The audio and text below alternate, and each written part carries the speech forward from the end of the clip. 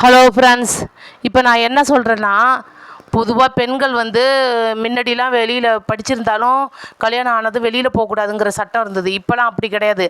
எல்லாமே விலைவாசி ஏறிடுச்சு. 2 பசங்க இருந்தாங்கன்னா அவங்க 2 பேரும் படிக்க 2 பேருமே வேலைக்கு போகணும். 2 பேரும் வேலைக்கு போனால் தான் அந்த குடும்பத்தை ஒழுங்காக நடத்த முடியும். அப்படி படிக்கலைன்னு வச்சுங்களேன், கைத்தொழில் ஒன்றை கற்றுக்கொள், கவலை இல்லை அதை ஒற்றுக்கொள். அதுக்காக தான் நான் சொல்ல வரேன். பெண்கள் எப்போதும் கைத்தொழில் ஒன்று இருக்கணும், சம்பாதிக்கணும். நான் அப்படி தான் இருந்தேன். நான் பல தொழில் வீட்டில் இருந்தபடியே எவ்வளோதோ நீளம் பினாயில் தயார் பண்ண, வெளியில் நான் எங்கேயும் போக மாட்டேன். புடவை சேல்ஸ் பண்ணேன்.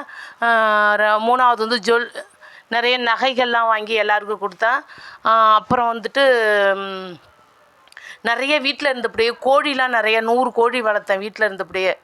எங்கள் பசங்க 3 பேரையும் வளர்க்கணுன்னா ஒரு வருமானத்தில் மட்டும் நான் குடும்பம் நடத்தலை, பல வருமானம் வீட்டில் இருந்தபடியே. இத்தனைக்கும் நான் வெளியில் எங்கேயும் போக மாட்டேன்.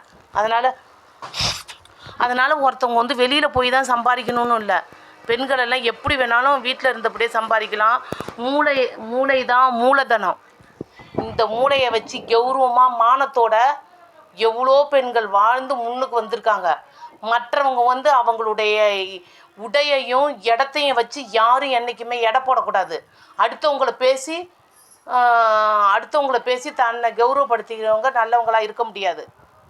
பெண்கள் எல்லாம் முயற்சி பண்ணுங்க. ஏழையாக இருந்தாலும் திறமையாக இருங்க, சுறுசுறுப்பாக இருங்க. உலகம் உங்கள் கையில். எனக்கு ஒரு லைக் போடுங்க. நான் அப்படி தான் வாழ்ந்தேன், நான் அப்படி தான் இருந்தேன், இப்போயும் அப்படி தான் இருந்துக்கிட்டு இருக்கேன்.